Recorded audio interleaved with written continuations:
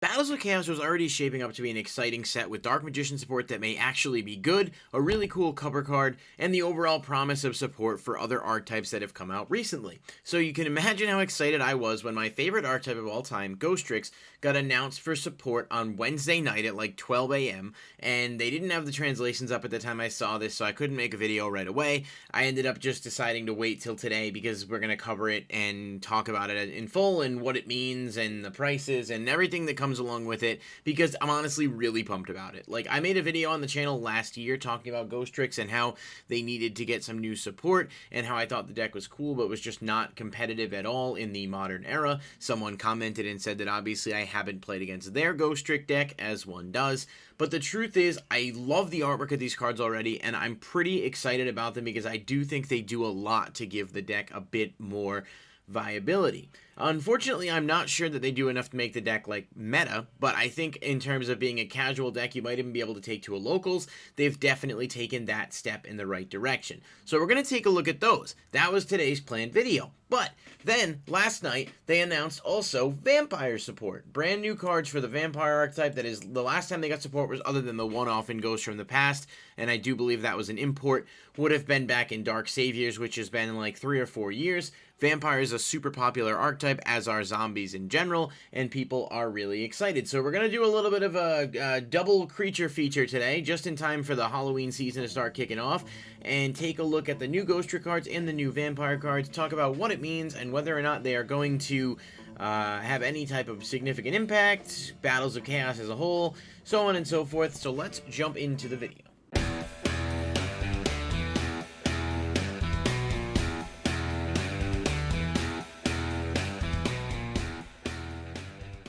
First things first, we've got GHOSTRICK SIREN. So just to set the scene a little bit, we've got 4 new GHOSTRICK cards and 3 Vampire cards. We're going to look at them separately here and see exactly what we've got. But GHOSTRICK SIREN is the only monster, like main deck monster, that they got. So it's a level 4 Dark Fairy. Cannot be normal summon unless you control a GHOSTRICK monster. If this card is normal summon or flip face up, send the top 2 cards of your deck to the graveyard. Then if there was a GHOSTRICK card among them, you can apply one of these effects. Either add a GHOSTRICK spell or trap from your deck to your hand, or change one effect monster your opponent controls to face down defense position. Once per turn, you can change this card to face down defense position. The first thing that pops out to me about this is that it's not a hard once per turn. So if in some way you're able to flip this and then flip it down and somehow flip it up again, you can do the effect multiple times, which could be neat in terms of generating advantage, but it does seem a bit unfortunate that this is going to require you to send the top 2 and you have to mill a GHOSTRICK. I do kind of wish that it was just a GHOSTRICK spell or trap searcher. A lot of decks have those nowadays, and I don't think this would have been game breaking in any way to do anything nuts, but it looks like it's going to be a solid addition to the deck, if only because it's a level 4. It's got certainly a decent effect, and it's just another name that actually does something versus some of your other kind of outliers like, you know, Skeleton, unless you're playing a mill deck, or Ghoul, which used to be good, but I don't think is very viable anymore. Overall, I like it. It looks cool. It's neat to see, like, another, you know, siren, horror type creature, whatever, get added to the archetype, but it's definitely the most underwhelming of the 4 that I've looked at. It's got a place, for sure, but it could have been a little bit less restrictive, and I think it would have been okay. The next one is GHOSTRICK Festival. So this one is, first of all, the artwork on this is top tier. Link 1, I've been saying for a while they needed a Link 1, and this definitely falls into that qualification.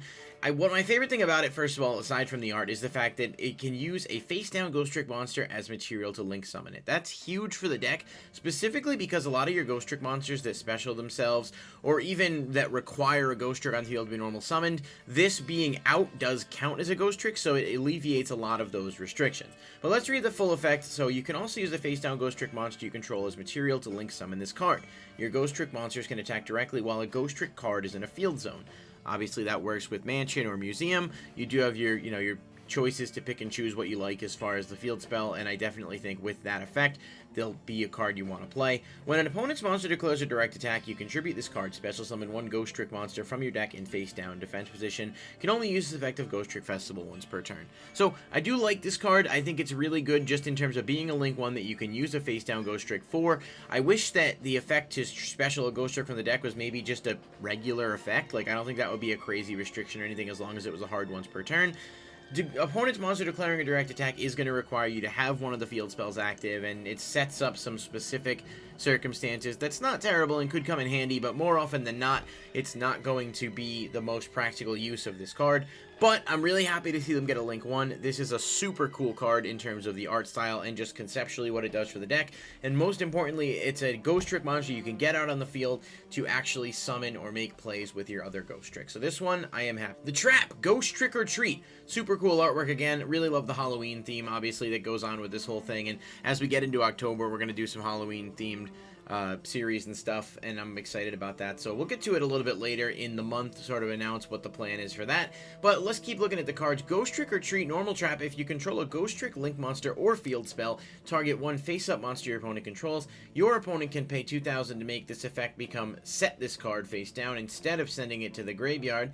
Otherwise, this turn, that face-up monster cannot attack, its effects are negated, also it is changed to face-down defense position during the end phase. So there's a few things to unpack here because it was a little tricky. When this is activated, if you control either a Ghost Trick Link or a Ghost Trick field spell, you target an opponent's monster. At that point, your opponent can pay 2,000 life points to basically have this card reset itself, and the monster does not get negated. If they don't pay 2,000 life points, then basically you go off, you negate, and then you flip the monster down during the end phase. What's cool about that is 2,000 is a decent chunk of life points, and you're going to get to a point where, you know, at worst, the card's just inflicting 2,000 points of damage, which combined with the fact that the deck can attack directly and it plays a stall type thing is going to be useful in terms of making sure you have damage on board. But the secondary effect, of course, negating the effects, is also going to be crippling to the opponent, and being able to flip a monster face down during the end phase means this can be used on Link monsters because it would negate it when it's activated, and then when it goes to change it face down during the end phase, it would just fizzle.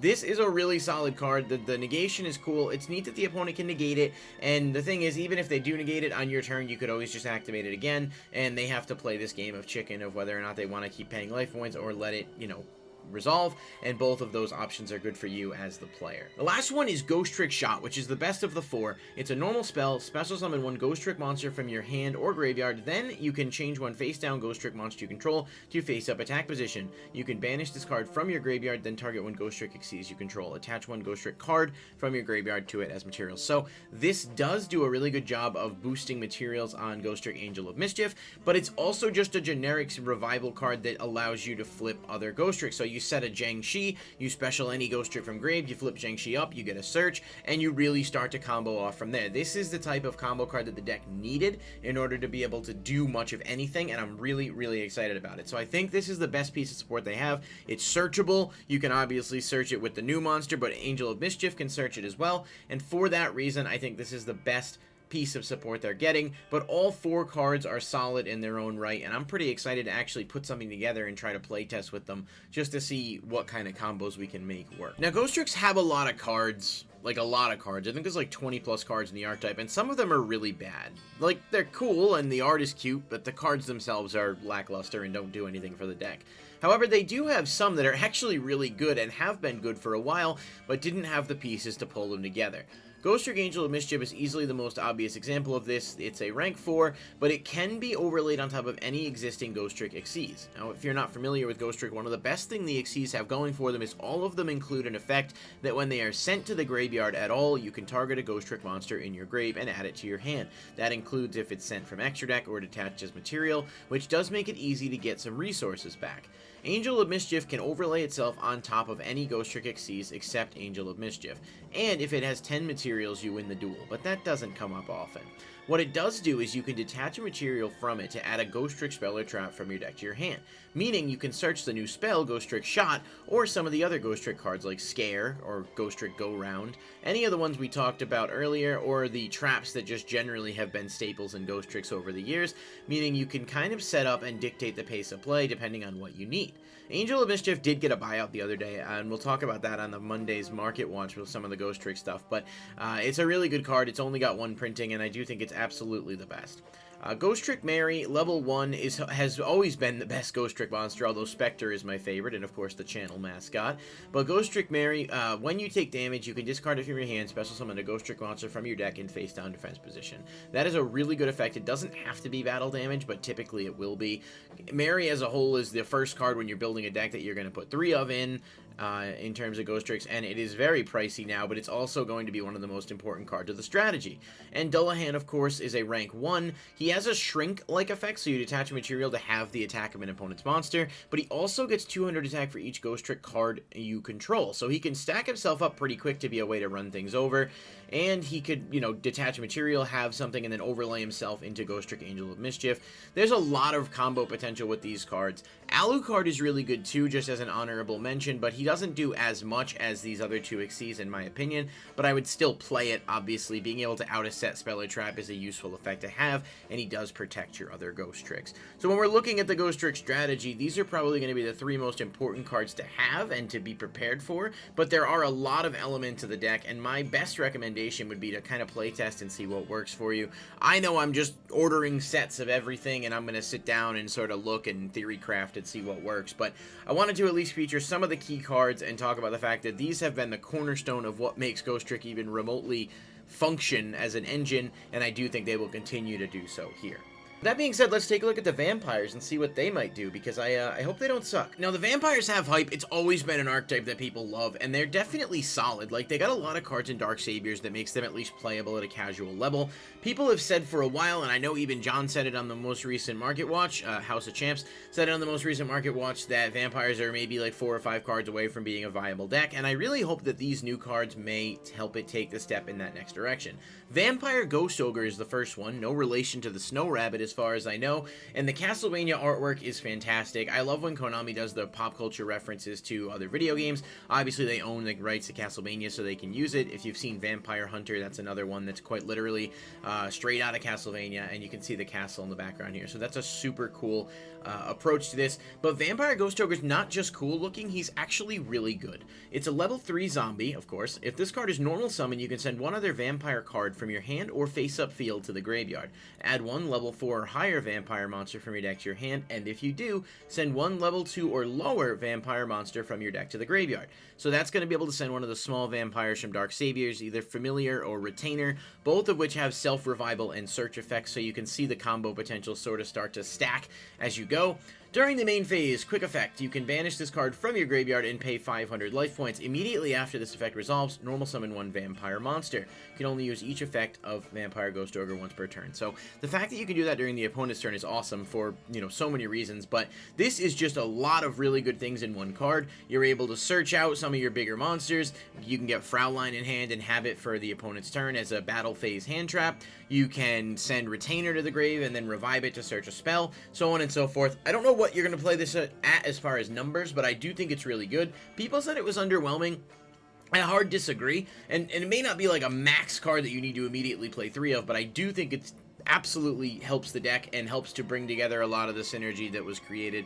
This is absolutely one of the coolest pieces of support that has come out in a while. The artwork is great, and I do think it's going to do a lot to boost the vampire deck. Now, Ghost Ogre is not the only one, of course. We got Vampire Fascinator. It is a Link 3 monster, sorry, I can't read, Yu-Gi-Oh player. It is a Link 3 zombie. It needs 2+ monsters, including a zombie, so that's neat. It doesn't need only zombies, but usually if you're playing Zombie World and you have it out, that's not too hard to fulfill. If this card is Link Summon, you can target one monster in your opponent's graveyard. You cannot special summon other monsters for the rest of the turn, except zombie monsters. Also, special summon the targeted monster to your field in defense position. You can tribute one vampire monster, then target one monster your opponent controls, take control of it until the end phase. You can only use each effect of Vampire Fascinator once per turn. This card is absolutely nuts. First of all, it's literally a monster reborn from the opponent's grave when it's summoned, and if you have Zombie World out, it's just the zombie monster restriction is mostly meaningless. It's you summon this, you bring it out, and then you're like, okay, cool, I can Link Summon or go into the Exceed, make Vampire Sucker. There's so many different things you can do. And then the tributing to take control is just nuts. Like, it targets, which is good, obviously, because it would be completely broken if it didn't. But there's nothing bad to say about this card. It's extremely easy to summon and gives zombie decks as a whole some really useful tools because it is a vampire, so it can tribute itself. Tribute it, target a monster, take control of it, which is just neat in terms of decks like Eldritch and other things having access to another control piece. This is just a really good card for zombies as a whole, but even better within the vampire deck specifically. And of course, the last one is the Undead Vampire. This is a rank 8 Xyz monster that needs 2 or more level 8 monsters. If you use a monster or monsters with a level that is owned by your opponent for this card's Xyz summon, treat it as level 8. So you can see right away how this combos with Fascinator. You revive an opponent's monster and you can use it for this. Neither player can target this card with the effects of monster special summon from anywhere other than the graveyard. Pretty cool, and sticks with the synergy there. So for the most part, like extra deck monster stuff aren't going to be able to target it. You can detach one material from this card, send the top 4 cards of each player's deck to the graveyard. Then, if a monster was sent to the graveyard with this effect, you can special summon one of them to your field. This card is nuts. It is just insanely good as just a rank 8 in general, realistically speaking, but it does so much for so many things. It's good in Ogdoadic, it's good in zombies, it gives Eldritch another option. There is not enough things you could say about how good this card is for the zombie archetype as a whole, and it's probably the best of the 3, which is saying something because I think Fascinator's really good too. Undead Vampire looks like it's absolutely going to be a must-play card for zombies, but specifically within the vampire strategy, especially because you can take your opponent's monsters and make this without even needing to use level 8s. With that being said, let's take a look at some of the other sort of key cards for vampires. With that being said, let's take a look at some of the key cards for vampires and just see where we should be focusing our efforts and sort of what existing pieces for the deck are going to be the most useful in bringing these combos to life. Key cards for vampires is a little bit tricky because they have a lot of really good pieces of support, but I think the most important ones are going to be the 3 that we're showing here. Vampire Retainer and Vampire Familiar are both level 4 or lower monsters, as you can see by looking at them, that have revival effects. So Retainer, when he's normal or special summoned, he can search a spell or trap, a vampire spell or trap from the deck, and if it's in the graveyard, you can discard a vampire from your hand or field to special summon it. Familiar has a similar effect, except he searches vampire monsters. So both of these are important in terms of being able to get them to grave with the new Vampire Ghost Ogre and then revive them and go further into your combos. Having to send stuff to grave isn't always going to be a drawback. For example, you could discard Vampire Familiar for Retainer's cost and then revive Familiar after with something else, and the advantage mostly stays the same because they do search. Now, Domain is probably my favorite of the 3 simply because it's just got the coolest artwork, but more often than not, it's just a good card to have in the deck in general. Once per turn, you can pay 500 life points. During your main phase this turn, you can normal summon one vampire monster in addition to your normal summoner set. If this card leaves the field, even if this card leaves the field, each time a vampire monster inflicts battle damage to your opponent, gain the same amount of life points. So that is not a hard once per turn, but the first effect obviously is. It's just a really neat piece for the deck that, in combination with Ogre, gives you technically up to 3 summons per turn. And don't forget, Ogre can be used during either player's turn, so there's definitely ways to maneuver that and utilize it however you see fit. I think a lot of these have already started to sell quite a bit, but I think a lot of them are going to be in demand, especially for their foil variants, and depending on whether or not we get reprints, I don't know if they'd be in like OTSs or something, but vampires as a whole look like they have a much better chance of seeing competitive representation versus what we have with Ghostricks, which is easily my favorite, like I said, but I'm also a realist. I don't think they're necessarily going to be like winning any regionals or anything better than that anytime soon, although I'd be happy to be wrong, depending on what type of combos people come up with. So let me know what you guys think about these 2 archetypes. I'm really excited for both. It's definitely a great time to be a fan if you like some of the older stuff. I'm hoping they continue to make support for lesser supported archetypes instead of exclusively for archetypes that seem to have thousands of cards. But these are definitely 2 home runs in my opinion, and I'm excited to see what else Battle of Chaos brings us. Let me know what you guys thought of the video. Please like and subscribe if you did enjoy, and leave a comment down below. It really does help with the interaction. Check back Monday for a market watch as we go through and take a look at how the market's been impacted with these vampire cards, Ghostricks, and everything else in the month of September, which is a productless month for Yu-Gi-Oh! Thanks so much for watching, and I'll see you next time.